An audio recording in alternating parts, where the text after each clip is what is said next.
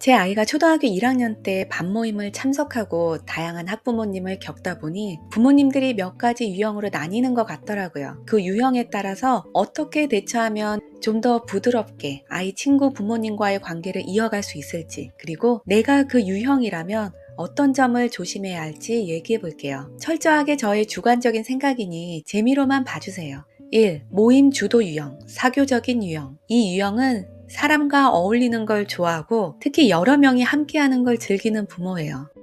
대인관계에 능숙해서 분위기 파악도 잘하고 모르는 사람과도 거리낌 없이 대화하는 분이에요.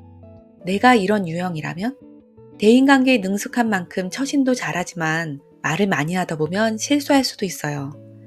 반모임에서는 특히 더 조심하는 게 좋아요.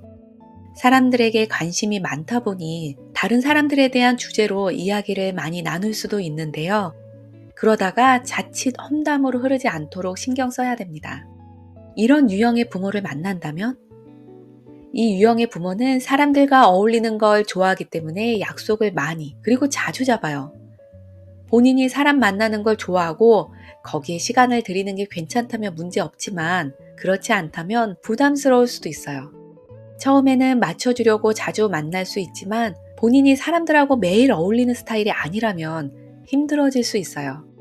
나와 스타일이 맞지 않는 사람과의 만남에 휩쓸리지 말고 내가 원하는 관계를 잘 생각해 보면 좋을 것 같아요. 2. 헌신적인 부모 유형. 아이에게 헌신하는 부모는 두 부류로 나눌 수 있어요. 신사임당이나 한석봉 어머니처럼 정말 지혜롭고 현명하게 아이를 키우는 부모, 아니면 내 아이를 신경 쓰는 것이 지나쳐서 과잉보호하거나 이기적으로 보이는 부모예요. 내가 이런 유형이라면 신사임당이나 한석봉 어머님은 위인전에 나오는 인물이니 제쳐두고 일반적인 부모를 기준으로 얘기해보면 아이에게 헌신적인 부모들은 조금만 선을 넘으면 과잉보호하거나 이기적으로 보일 수도 있어요. 적어도 아이들과 함께 모인 부모 모임에서는 아이에게서 한 발 물러나서 다른 아이들도 의식적으로 보려고 노력하는 게 필요해요. 그리고 아이들이 함께 모여서 노는 모임을 가기 전에는 내가 아이에게 개입해야 하는 순간을 미리 정해두면 좋아요. 예를 들어서 내 아이가 울기 전까지는 지켜만 본다. 누가 때리기 전까지는 개입하지 않는다. 이런 원칙이요. 이런 유형의 부모를 만난다면 신사임당이나 한석봉 어머니 같은 지혜로운 부모를 만나게 되면 옆에만 있어도 배울 점이 많을 거예요. 그냥 일반적인 부모인데 자식에게 헌신을 많이 하는 유형이라면 자녀에게 집중되어 있기 때문에 나에게는 크게 관심이 없을 거예요. 만약 헌신적인 부모인데 극단적으로 자녀에게 집중하는 경우, 그런 경우라면 도망가셨으면 좋겠어요. 그런 유형의 부모는 자기 아이의 작은 이익을 위해서라면 남의 자식이 어떻게 되든지 신경을 안 쓰거든요. 3. 가해자 부모 유형. 아이들 모임을 가면 꼭 남을 때리거나 괴롭히는 아이들이 있어요. 그런데 그 부모가 어떻게 행동하느냐에 따라 다른 부모들이 그 아이를 바라보는 시선이 완전히 달라지더라고요. 내 아이가 주로 가해자라면 제 아이가 1학년 때 공식적인 장난꾸러기 아이가 있었는데요. 그 아이의 엄마는 반모임 내내 아이 옆에 바짝 붙어서 자신의 아이가 다른 아이들에게 피해를 주지 않도록 관리를 하더라고요. 그리고 만약 자기 아이가 피해를 주면 상대방 아이와 부모에게 진심으로 사과를 했어요. 그 엄마가 그렇게 행동하니 오히려 다른 부모들이 그 아이를 감싸주고 싶어 했어요. 그리고 대부분의 부모님들은 생각했어요. 저 아이는 곧 좋아지겠구나. 이런 유형의 부모를 만난다면 앞에서 말한 부모라면 배울 점이 많을 것 같아요. 그런데 만약 자신의 아이가 가해자인데 부모가 자기 자식만 감싼다면 어떨까요? 누가 그 가족과 가까이 하고 싶어 할까요? 4. 피해자 부모 유형. 아이가 친구한테 맞았는데 제대로 말도 못하고 울기만 하면 부모 입장에서 정말 속상해요. 내가 피해자 부모라면 가해 아이가 정말 밉겠지만 그래도 어린아이예요. 내 아이가 억울하고 힘들다고 해서 그 이야기를 여기저기 얘기하지 않도록 조심해야 돼요. 문제 해결이 아닌 하소연이나 넋두리는 가족 아니면 정말 친한 사람에게만 하는 게 좋아요.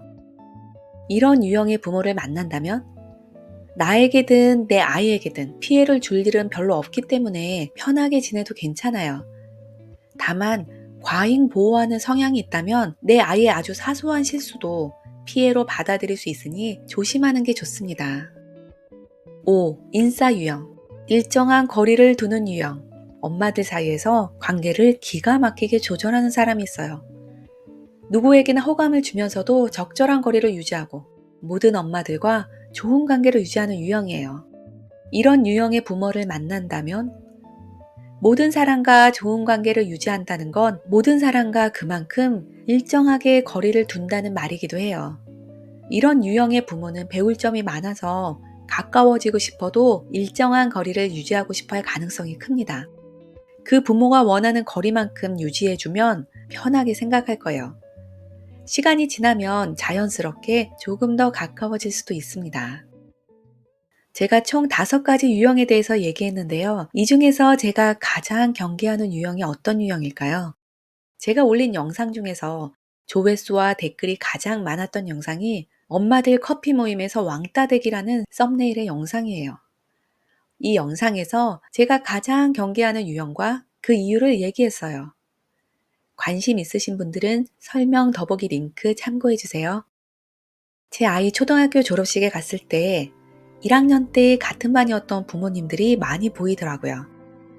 반 모임에 참석했던 부모님도 계셨고 참석하지 않았던 부모님도 계셨어요. 자주 만났던 부모님과 그렇지 않았던 부모님도 계셨고요. 아이들은 그동안 키가 많이 컸고 부모님들은 세월의 흔적이 조금 보이더라고요. 그 부모님들과 아이의 내면이 그동안 얼마나 성장했는지는 알 수 없었지만 1학년 때 반 모임에 참석했는지가 그 성장에 영향을 주진 않았을 것 같아요. 그러니까 부모들 모임은 가벼운 마음으로 참석하고 불편하면 참석하지 않아도 괜찮아요. 부모 모임 참석 여부가 나와 내 아이의 인생에 영향을 줄 만큼 중요한 건 아니니까요. 다음에는 더욱 유익한 영상으로 찾아뵙겠습니다. 감사합니다. 지금까지 낙수맘이었습니다.